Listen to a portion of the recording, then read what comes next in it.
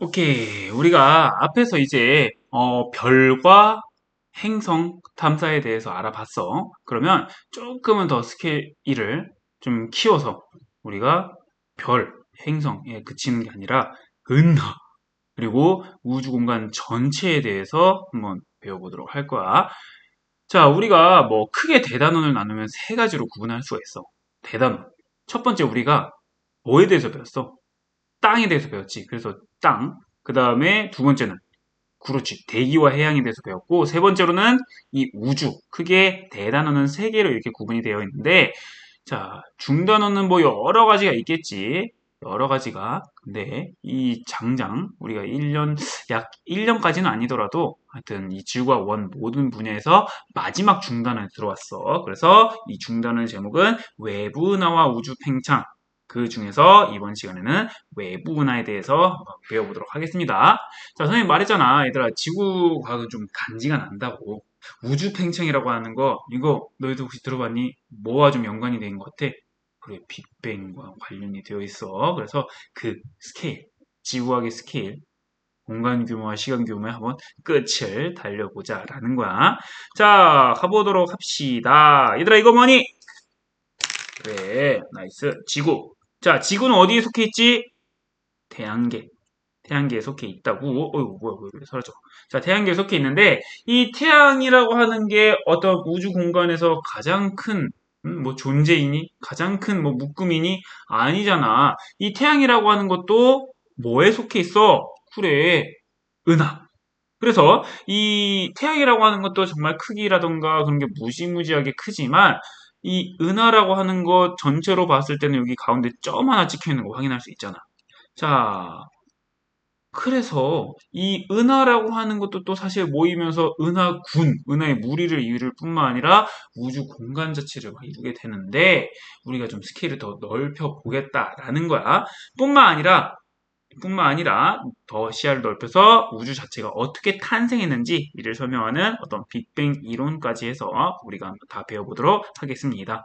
자, 그러면 선생님이 하나 또 이제 우리가 이번에 외부은하에 대해서 배우면 됐잖아. 외부은하. 이 외부은하와 관련된 뭐 소개를 하나 해본다면 선생님이 지금 이 외부은하의 모습을 보여주는 여러 개의 사진을 가져왔어.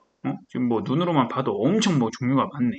엄청 종류가 많은데 이 여러 개의 외부 운하들 뭐 모양이 비슷한 것 같으면서 다른 것 같기도 해.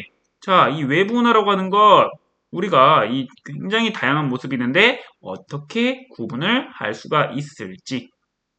그래서 이 모양에 따라서 구분되는 이 외부 은하에 대해서 우리가 한번 알아보겠다라는 거야. 자, 허블의 은하 분류 체계에 대해서 우리가 먼저 알아볼 거고요. 두 번째로는 그 허블의 은하 분류 체계로 분류가 되지 않는 좀 너희들처럼 특이한 이 특이 은하에 대해서 배워보도록 하겠습니다. 자, 그러면 허블의 은하 분류 체계 한번 배워보도록 하자고요. 자, 먼저 이 은하의 분류 체계를 배워보기 앞서서 은하의 분류 체계를 배우기 앞서서 뭐를 먼저 알아야 될까? 그래, 은하가 뭔지 알아야 되지 않겠니? 은하가 영어로 뭐야? 갤럭시. 자, 은하가 정확히 뭘까? 현서가 은하가 뭐겠니? 선생님, 뭐 어느 순간부터는 계속 좀 현석이한테 좀 질문을 많이 하게 되는 것 같아. 좀 반응이 웃겨서 그런가? 자, 은하가 뭐니? 은하가. 어? 그래, 별들의 집합 맞아. 하지만 조금은 더 구체적으로 말하면 별, 별을 다른 말로 뭐라는 데 썼어? 항성. 이 항성뿐만 아니라 뭐 성간물질, 암흑물질 등 중력에 의해 묶여져서 이루는 거대한 천체들의 무리를 우리가 은하라고 한다고. 은하라고 하는데 여기 뭐 성간물질은 선생님 뭐라고 냈어? 우리 앞에서도 나오긴 나왔었는데 그 우주 공간에 떠 있는 뭐 티끌 입자들, 뭐 기체 입자들, 얼음 등등 그냥 그 모든 것들을 우리가 성간물질이라고 한다고. 그럼 뒤에 암흑물질, 선생님 이거 암흑물질 뭔가 들어보기도 하고 못 들어본 것 같기도 하는데 암흑물질이 뭐예요? 뒤에서 더 자세하게 배워. 하지만 여기서 말하는 암흑이라고 하는 거는 뭐 새까만 색이라서 암흑이라고 하는 게 아니라 눈에 안 보인다고. 눈에 안 보일 뿐만 아니라 어떠한 파장대의 빛으로 관찰을 해도 관찰이 안 돼. 근데 얘는 어떤 특징을 가지고 있어? 분명 있긴 있어. 왜냐? 질량을 가지고 있거든. 질량을 가지고 있다는 거는 무슨 힘이 작용한다는 거야? 정원아, 그래, 중력이 작용한다는 거 아니야? 암흑물질 등등. 이- 얘네들이 모여서 만들어진 무리를 은하라고 한다라는 거. 암흑물질이라고 하는 건 뒤에서 또 자세히 배우니까 그때 가서 좀 언급을 하도록 할게. 자, 혹시 이 깐지나는 과학자 혹시 누구게? 여기 오른쪽 위에도 제목으로 알 수 있듯이 이 에드윈 허블이라고 하는 과학자야. 이 에드윈 허블이라고 하는 과학자는 이 당시에도 굉장히 인기가 많았대. 잘생기고 해가지고 인기가 많았다라고 막 한대. 근데 지금 사진만 보더라도 야 인기 좀 많을 것 같지 않니? 지금 야 우리랑은 조금 다른 종족 같아. 야 이분 일하시는 모습 선생님 사진을 보시죠. 이분 일하시는 모습. 이분 지금 천문학자거든. 천문학자. 천문학자니까 천문학자들은 뭘 좀 관찰을 하고 그러겠니? 천체 관측할 거 아니야. 야, 씨. 야, 깐지 죽이지 않냐? 어? 야, 선생님이어도 좀 반했을 것 같다. 하여튼, 이 에드윈 허브라고 하는 과학자가 이 여러 은하들의 모습을 보고 좀 그걸 나름대로 분류를 해봤다라는 거야. 또 이 허블, 이 과학자가 뭘 알아냈냐면, 그 안드로메다 은하. 너도, 야, 너 개념 안드로메다로 갔냐? 막 할 때, 그 안드로메다 은하, 를 관측을 했어. 그 안드로메다 은하라고 하는 게 뭐 관측해서 뭐가 달라진대요? 뭐가 그렇게 대단한데요?라고 물어보면 이 당시 이 전의 사람들은 우리 이전의 사람들은 이 우주의 크기가 곧 우리 은하의 크기라고 생각을 하고 있었는데 우리 은하가 아닌 다른 은하를 관측을 했다? 그 말은 이 우주의 크기 자체가 우리 은하보다 더 크구나. 또 우주의 스케일 자체를 좀 더 넓혀준 하나의 그 과학자라고 우리가 할 수가 있다라는 거야. 자, 그러면 본론으로 돌아와서 이 허블이라고 하는 이 과학자가 여러 은하들의 모습을 관찰하면서 나름대로 분류를 해봤다라는 거야. 뭘 기준으로 분류를 했다고? 모양을 기준으로 분류를 해봤다고. 그래서 그 결과가 바로 이렇게 표현을 할 수가 있어요. 자, 뭐뭐뭐 있습니까? 타운 은하가 있고요. 여기 뭐 정상 막대 나선 은하라고 하는데 하여튼 나선 은하, 나선형의 모습. 너들 그 나루토 봤니 혹시? 나루토 봤을 때 나루토 뭐 쓰니? 나선 안 쓰잖아. 나선 모양의 막 그 차크라, 뭐 힘이 막 빙빙 도는 그런 모습 있지? 그런 것처럼 나선 은하가 나타나 있고요. 그 사이에 조금 쩌리 같이 뭐 비슷한 모습을 보이는 뭐 그 사원 누나와 나선 누나의 뭐 두 개 섞어놓은 듯한 모습의 렌즈형 은하가 있고요. 그 다음에 너희들처럼 생긴 불규칙 은하, 막 생긴 불규칙 은하가 있는 거를 확인할 수가 있어. 그래서 이 렌즈형 은하라고 하는 거는 크게 다뤄지지 않고 우리가 크게 사원 은하, 나선 은하, 불규칙 은하 이 세 은하의 성질의 세 은하를 좀 비교하고 특징을 아는 문제들이 나오니까 한번 각각 알아보도록 할게. 자, 뭐, 나선 은하라고 하는 거는, 그게 뭐, 정상 나선 은하, 막대 나선 은하, 이렇게 또 구분이 되어 있는데, 뭐 모습을 보면, 이 중심의 핵의 모습이 하나는 좀 동글동글하고, 하나는 막대 모양인 걸 확인할 수가 있어. 자, 뭐, 왜 이런 특징을 보이는지까지 뒤에서 배워보도록 하자. 자, 먼저 타운 은하 가보도록 하자, 얘들아. 타운 은하. 타운 은하는 왜 이름이 타운 은하일까, 민기야? 야, 모양이 어떠냐? 그래, 뭐, 타원형 아니야? 타원형처럼 보이네. 그러면서 여기 나와 있는 이 타워 누나의 기호가 여기 E0, E7 이렇게 표현이 되는데 E라고 하는 거에 선생님 그 영어가 기억이 안 나네. 하여튼 이클립 하여튼 영어로 타원이라고 하는 게 E로 시작을 해. 그래서 그 E자를 따서 우리가 타워 누나를 E라고 표현을 한다라는 거. 자, 얘네들 어떤 특징이 있어? 나선팔이 없습니다. 이 뒤에서 배울 이 나선 은하 같은 경우에는 이렇게 어떤 은하의 어떤 중심에서 뻗어져 나가는 어떤 나선형의 팔이 위치하는 걸 확인할 수 있는데 이걸 우리가 나선팔이라고 하는데 이 타원 은하는 나선팔이 있다 없다? 없다라는 거. 그 다음에 납작한 정도에 따라 E0에서 E7까지 분류를 한다. 그래서 이 E0 같은 경우에는 지금 가장 원형에 가깝지. 즉, 좀 덜 찌그러진 거 확인할 수 있지. 우리가 뭐 궤도 20률이라고 하는 거 배웠을 때도 20률이 작으면 뭐에 가까워진다 했어? 원에 가까워진다 했잖아. 20률이 클수록 찌그러진다 했었지. 그런 것처럼 이 제로 같은 경우에는 20률이 작은 경우라고 생각하면 돼. 즉 원이 가장 원 형태에 가깝고 이 세온으로 갈수록 점점 납작해지는 걸 확인할 수가 있고요.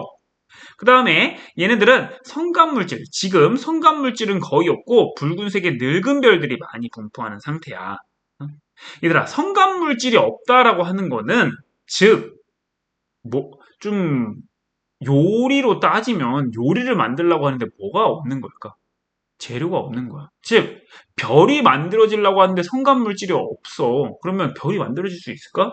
없다고. 그러면 타원은하에서는 지금 새 별들이 많이 만들어지고 있을까? 안 만들어지고 있을까? 못 만들어진다고. 왜냐? 성간물질이 지금 거의 없다고.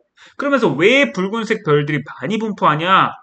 야, 얘들아, 별의 탄생 혹시 기억나니? 이 성간 물질들, 막 성운이 처음에 모이면서 중력에 이끌려서 막 뭉쳐지면서 원시별 만들어지고, 그 다음에 핵융합 반응 이러면서 주계열성 만들어졌잖아.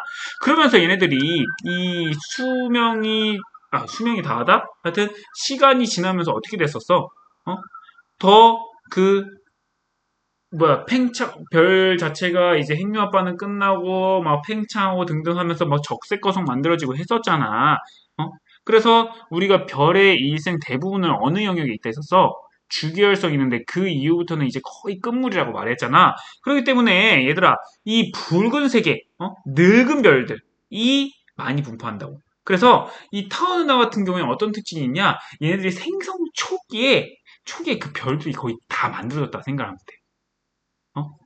그리고 지금 와서 보면 어떻다? 지금 와서 보면 얘네들 초기 별들이 다 만들어지고 한참을 지나서 막 적색거성 같이 이제 좀 수명이 다한 별들이 좀 많이 비율이 높다고. 그렇기 때문에 붉은색의 늙은 별들이 많이 분포한다라는 거 여러분들 알아두시면 되겠습니다. 자, 그러면 이 나선은하 같은 경우에는 어떤 특징을 보이고 있느냐? 이 나선이라고 하는 것도 사실 미안하다 영어가 기억이 안 나지만 이 나선이라고 하는 것도 우리가 S로 시작하는 어떤 단어로 시작을 해. 그래서 우리가 크게 S라고 기호로 표시를 하고 그 다음에 또 여기 보면 이 정상 나선은하는 SB라고 나타나 있고 SA, SB, SC 그래서 뭐 S 다음에 대문자가 없는데 이 막대 나선 은하 같은 경우에는 얘들아 막대는 영어로 봐요. 막대. 막대는 선생님이 진짜 영어로 한다. 막대가 영어로 뭐니? 바라고 그래서 이 바자를 써가지고 그 바자의 b를 우리가 빼가지고 SB라고 표현을 해. 그래서 이 중심부의 모양이 구 형태일 경우에는 우리가 S 정상 나선운하 반대로 막대 형태일 경우에는 막대 나선운하로 구분한다라는 거 알아두시고요. 어떤 특징이 있냐? A에서 C로 가면서 A에서 C, SA, SB, SC, 그 다음에 SBA, SBB, SBC 이렇게 나타나 있잖아. 근데 얘네들이 이 C로 가면서 이 중심부의 비율, 중심부의 어떤 크기, 은하 전체에 대한 중심부의 그 크기라던가 비율이 점점 작아지고 반대로 나선팔이 감긴 정도는 어떻다? 좀 A에서 B로 갈수록 느슨해진다라는 거 우리가 모양에서 확인할 수가 있습니다. 자, 그 다음에 나선은하의 중심부와 나선팔. 지금 이 중심부와 이 나선팔. 중심부와 나선팔을 좀 비교를 했을 때 중심부 같은 경우에는 나선팔보다 비교적 나이가 많은 별들이 분포하면서 붉은색을 띈다라는 거. 반대로 나선팔 같은 경우에는 어때? 여기는 이제 성간물질이 아직 많은 상태야. 그래서 성간물질이 많기 때문에 그 성간물질이 많음에 따라서 별들이 더 어떻게 되겠니? 이 새 별들이 더 잘 만들어진다고. 그래서 너희들처럼 젊고 푸릇푸릇하고 파란 별들이 더 많이 분포한다라는 거 알 수가 있습니다. 자, 마지막으로 불규칙 은하 보도록 할까요? 지금 앞에서 배운 나선 은하랑 어떤 타운 은하의 모습과는 다르게 좀 모양이 어때? 진짜 니값하지? 이런 그대로 불규칙한 거 확인할 수 있다고. 이 불규칙 은하는 우리가 그 영어 기호로는 그 규칙적인을 우리가 뭐라고 해? 정원아, 규칙적인이 뭐니? 이제 막 주기적이고 규칙적이고 좀 이렇게 좀 뭔가 그런 걸 뭐라고 해? regular라고 하잖아. 근데 불규칙한 걸 뭐라고 해? irregular라고 하지. 그래서 그 irregular의 글자를 따서 IRR이라고 한다고. 자, 그래서 불규칙은 IRR이라고 표현을 하는데 어떤 특징을 가지고 있냐? 자, 불규칙 은하 같은 경우에는 규칙적인 형태나 구조가 명확하지가 않다고. 그 다음에 얘는 성간물질이 많아. 성간물질이 많으면 우리가 이제 눈치챘겠지만 그러면 별들이 잘 만들어지겠지. 그러면 젊고 푸른색의 별들이 많이 분포한다라는 거. 관측되는 비율은 상대적으로 좀 더 적습니다. 적다라는 것까지. 그냥 여기서 중요한 거는 지금 선생님이 여기 색으로 표현을 했던 것처럼 이 성간물질이 많아서 젊은 별들이 많다라고 하는 거. 이 부분 가장 특징적으로 알아두면 될 것 같아. 그래서 이 타원 은하, 나선 은하, 불규칙 은하 이 각각 은하의 어떤 특징을 여러분들이 특징과 차이점을 좀 알아두시면 되겠습니다. 자, 타원 은하, 정상 나선 은하, 막대 나선 은하, 불규칙 은하까지. 자, 얘들아, 우리가 지금 속해 있는 은하를 뭐라고 한다고? 우리 은하라고 하는데, 우리 은하 같은 경우에는 이 크게 하나, 둘, 셋, 넷, 네 가지 경우 중에 어떤 은하에 속할까? 우리 은하 같은 경우에는 막대 나선 은하에 속하고 있다라는 거. 자, 이 주의할 점.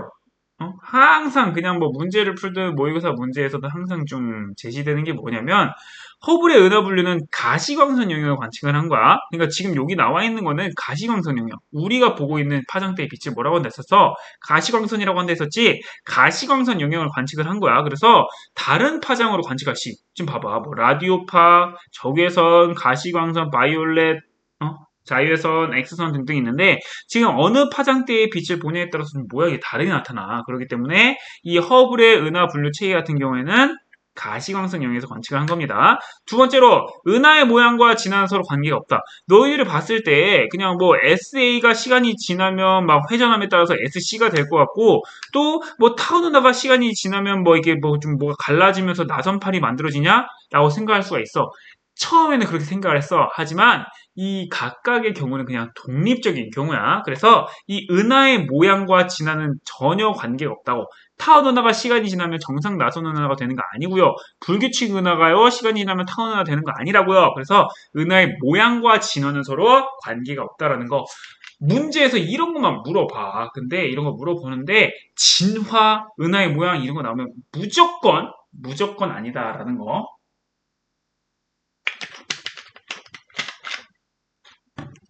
자, 그러면 이 허블의 은하 분류 체계에 따른 은하 우리가 경우를 좀 봤는데 그러면 이에 분류되지 않는 이 특이 은하에 대해서 한번 알아볼 거야. 자, 특이 은하라고 하는 것은 허블의 은하 분류 체계로 분류되지 않는 새로운 유형의 은하들을 우리가 특이 은하라고 말을 하는데요. 크게 종류가 몇 가지가 있냐? 네 가지가 있습니다. 퀘이사, 전파은하, 세이퍼트은하, 네 번째 충돌은하라고 하는 거. 지구학은 뭐가 난다고? 간지가 난다고. 오늘 뭐 배웠어? 퀘이사. 좀 까리까리해. 자, 먼저 퀘이사 한번 가보도록 하자. 퀘이사. 퀘이사 같은 경우에는요. 우리가 다른 말로 준항성이라고도 말해. 준항성. 왜 준항성이라고 하냐? 지금 여기 보면 허블 우주망원경이 퀘이사를 관측한 모습으로 퀘이사는 은하이지만 별처럼 관측된다 라고 나와 있어.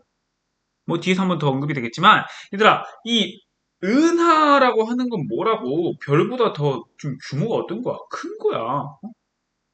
별이 모여서 별이 모여가지고 은하가 만들어지는 셈이라니까. 근데 퀘이사라고 하는 게 은하야 별이야? 아예 은하야 은하. 은하라고.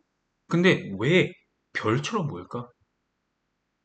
분명히 가까이서 보면 은하가 맞을 거거든? 근데 왜 얘가 항성처럼 보일까? 거리가 어떨까, 얘는? 거리가 뒤지게 멀다고.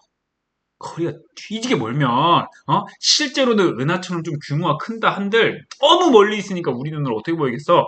별처럼 보이겠지? 그래서 우리가 이 퀘이사라고 하는 거는 준항성이라고도 말을 하긴 해. 자, 한번 이 퀘이사의 특징을 보도록 할까? 이 퀘이사는 우주 생성 초기에 생성된 천체이며, 관측할 수 있는 가장 먼 거리의 천체야. 그래서 약 100억 광년, 빛의 속도로 가도 100억 년이 걸리는, 100억 광년이 걸리는 굉장히 먼 천체라고 할 수가 있고 그에 따라서 적색 편이가 매우 크며 후퇴 속도가 광속과 유사하다라는 거 우리가 뒤에서 그 빅뱅 이론 우주 팽창에 대해서 배우면 이 퀘이사라고 하는 게 다시 한번 언급이 될 거야. 다시 한번 언급이 되지만 그냥 여기서 우리가 알고 있는 지식으로만 좀 생각했을 때 얘들아 그 적색 편이가 매우 크다라고 하는 거 뭐였어? 적색 편이가 뭐였는데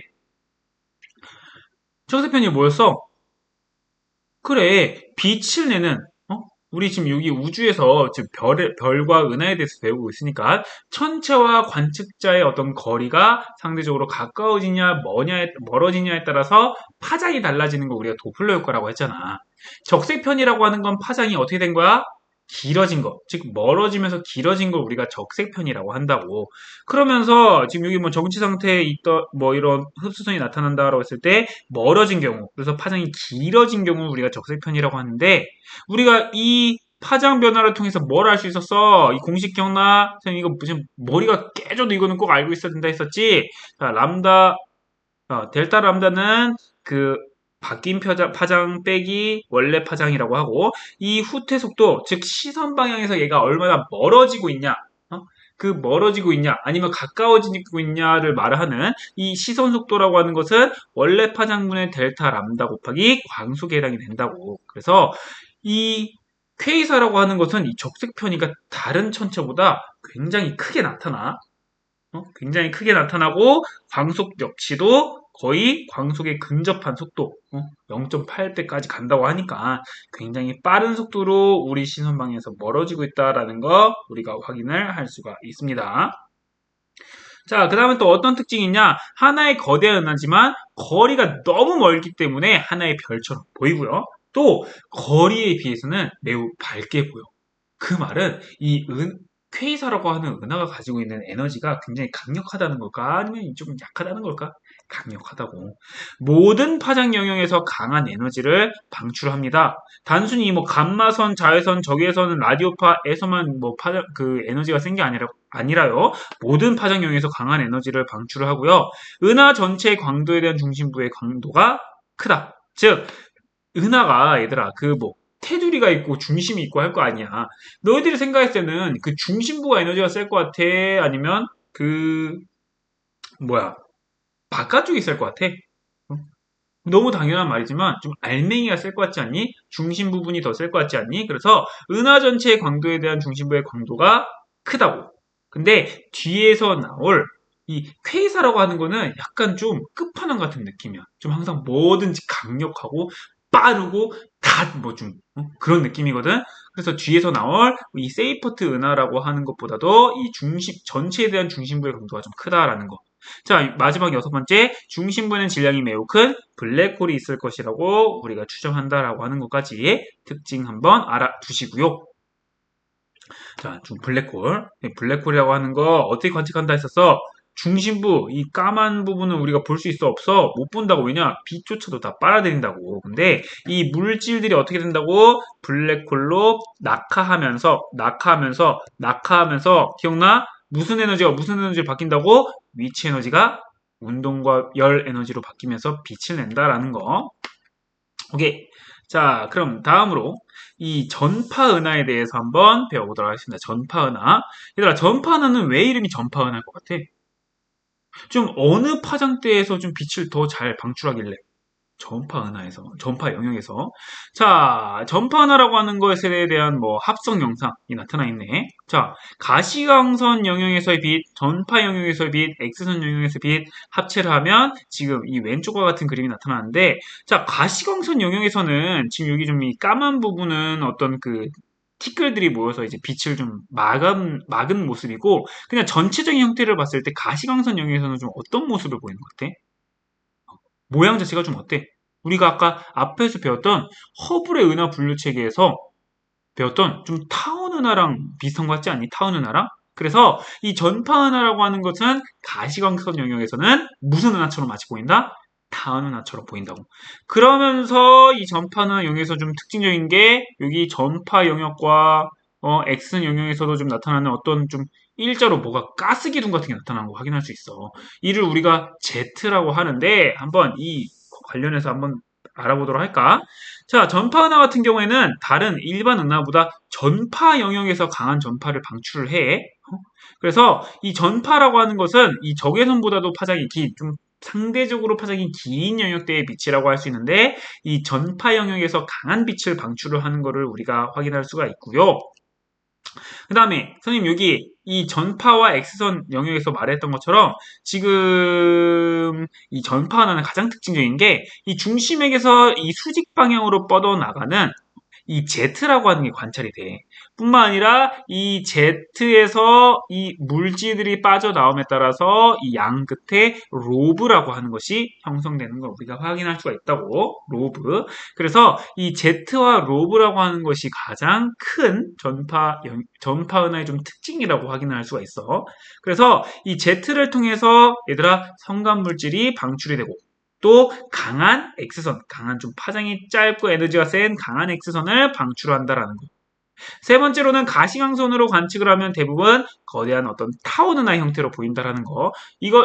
이 세 번째 특징 같은 경우에도 막 문제로 좀 많이 물어보는 경우가 있어. 그렇기 때문에 전파은하는 가시광선에서는 타원은하로 보이는구나.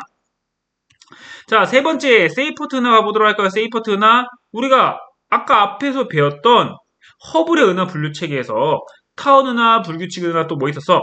나선 은하 있었지? 세이퍼트 은하 지금 무슨 은하처럼 보이니? 따선 은하처럼 보이잖아. 가시광선으로 관측하면 대부분 나선 은하의 형태로 보입니다. 나선 은하 형태. 그 다음에 일반 은하에 비해서 은하 전체의 강도에 대한 중심부의 강도가 비정상적으로 높다. 아까 앞에 K사 같은 경우에도 전체에 대해서 중심부의 그 강도가 높다라고 했었지. 세이퍼트 은하 역시도 K사만큼은 아니지만 은하 전체에 대해서 중심부의 강도가 어떻다? 좀 높게 나타난다라는 거. 세 번째로는 스펙트럼에서 폭넓은 방출선이 나타난다. 그래서 이 스펙트럼의 종류도 크게 여러 가지가 있었는데 이 방출 스펙트럼 기억나? 방출 스펙트럼? 자, 이 세이퍼트 은하 같은 경우에는 이 특정 파장, 이 스펙트럼에서 우리 뭐 이 방출선이라던가 흡수선이라고 하는 게 그냥 마구잡이로 찍힌다라고 말했었니? 아니지. 특정 원소는 고유한 파장대에서 빛을 낸다 했었잖아. 그런 것처럼 이 세이퍼트 은하 같은 경우에는 지금 이 H 알파, H 베타라고 하면서 두 가지 종류의 선이 나타나 있는데 그냥 H가 원소 기호가 뭐야? 수소잖아, 수소. 이 수소 영역대에서 지금 방출선이라고 하는 게 나타나는데 보통 은하 같은 경우에는 지금 뭐 이런 식으로 나타났어. 그냥 여기 이렇게 뭐 폭이 좀 좁게 나타나는데 반대로 세이퍼트 은하 같은 경우는 어때? 폭이 굉장히 넓게 나타나는 거 확인할 수가 있어. 이 폭넓은 방출선이 세이퍼트 은하의 가장 큰 특징이 된다라는 거 여러분들 알아두시면 되겠습니다. 선생님 왜 그래요? 라고 물어보면 왜 그래요? 라고 물어보면 방출선이 있다라고 하는 거는 은하의 중심액 부근에 뜨거운 성운이 있다라는 거고 방출선의 폭이 넓다는 것은 그 중심액 부근에 있는 뜨거운 성운이 빠른 속도로 회전한다라는 거고 빠른 속도로 회전한다라는 것은 은하 중심부에 질량이 큰 블랙홀이 있다라는 걸 의미한다라는 거야. 여기 있는 내용은 조금 심화된 내용이기 때문에 사실 뭐 특별히 알 필요는 없고 문제에서 물어본 적은 없어. 하지만 왜 그러냐라고 물어보면 이러한 이유가 있다라는 거. 자, 그래서 우리가 K사, 전파은하, 그 다음에 세이퍼트 은하까지 해서 세 가지에 대해서 배워봤는데 이 세 은하의 공통점이 무엇이냐? 아까 세이퍼트 은하에서만 선생님이 언급을 하긴 했지만 이 세 특이 은하에서는 상대적으로 선생님 막 폭이 어느 정도 넓은데요 그렇게 묻지 말고 상대적으로 폭이 넓은 방출선이 관찰이 된다라는 특징이 있고 은하의 중심부에서 모든 파장대에서 폭발적인 복사에너지가 방출된다. 우리 태양 같은 경우에는 무슨 파장대에서 빛이 좀 우세했었어? 가시광선. 지구 같은 경우에는 상대적으로 파장이긴 적외선 영역이었잖아. 그런 것처럼 이 K사 전파은하, 세이퍼트 은하 같은 경우에는 어느 파장대에서 막 빛이 막 우세하고 막 그렇다기보다도 그냥 모든 파장대에서 굉장히 에너지가 강력하게 나타난다라는 거야. 그 다음에 은하 중심부에서 거대한 블랙홀이 존재함을 준영하고 있다라는 거. 그래서 주변 물질을 흡수하면서 막대한 에너지를 방출하고 있는 공통점이 있다라는 거까지 알아두시면 되겠습니다. 그래서 이거는 등연하의 에너지원으로 추정된다라는 거. 자, 마지막으로 충돌은하 가보도록 할까요? 충돌은하. 뭐 가장 비중이 떨어집니다. 충돌은하 왜 이름이 충돌은하일까요? 충돌해서요. 은하가 어떤 서로의 중력에 이끌려서 어느 순간 충돌하는 거를 우리가 충돌은하라고 해. 지금 여기 나와 있는 이 영상의 두 은하가 뭐냐면 우리 은하랑 안드로메다 은하가 충돌하는 과정을 시뮬레이션을 한 거야. 야, 충돌은하라고 하면 뭔가 그럴 것 같지 않냐? 이게 막 여기 뭐 스타워즈로도 애들 봤을지 모르겠지만 이게 막 뭐 천체들이 이렇게 막 움직이다 보면 서로 막 부딪힐 것 같고 막 그럴 것 같지 않아? 은하라고 하는 게 얘들아 뭐야? 은하라고 하는 게 막 별들의 집합이고 막 그러잖아. 그러니까 이 충돌하는 과정에서 막 별들끼리 막 부딪히고 터지고 막 그럴 것 같지 않아? 자, 충돌은하, 충돌 과정에서 서로 관통하여 별들끼리 충돌하는 건 드물어. 드물다고. 드물다고. 하지만 이 충돌하는 은하의 가스와 티끌 밀도는 높아져서 수많은 별이 새로 탄생할 수 있다는 거. 우리 성간물질이라고 하는 게 결국 뭐의 재료가 된다 했었어? 별의 재료가 된다 했잖아. 근데 얘네들이 부딪히면서 부딪힌다? 그 정확히 말하면 좀 서로 가까워지면서 이 티끌의 밀도는 높아지면서 수많은 별이 새로 탄생된다. 그러면서 충돌이 반복되면 은하의 질량과 크기가 증가한다라는 거. 그래서 선생님이 뭐 최근에 읽은 책에서 봤을 때는 잘 몰랐는데 우리 은하라고 하는 것도 사실 지금만큼의 크기는 아니었대. 이전에 더 작은 은하와 은하가 서로 충돌을 해서 우리 은하가 만들어졌다라고 말을 하더라고. 그래서 이 은하의 질량과 크기가 증가한다라는 거. 약 40억 년 후에는 우리 은하와 안드로메다 은하가 충돌할 예정이라고 하니까 너희들 지금 40억 19살이 되면 이 모습을 볼 수가 있다라는 거. 자, 오케이. 그래서 이 충돌은하 뭐 비중이 가장 떨어지지만 그래도 꽤 흥미롭기 때문에 뭐 재미로 알아두시면 되겠습니다.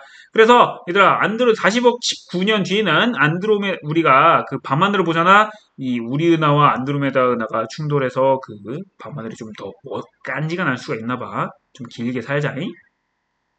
오케이. 그래서 여기 부분 같은 경우에도 우리가 여기 외부나 같은 경우에도 난이도가 크게 어렵지 않았지? 여기까지만 하고 마치도록 하겠습니다.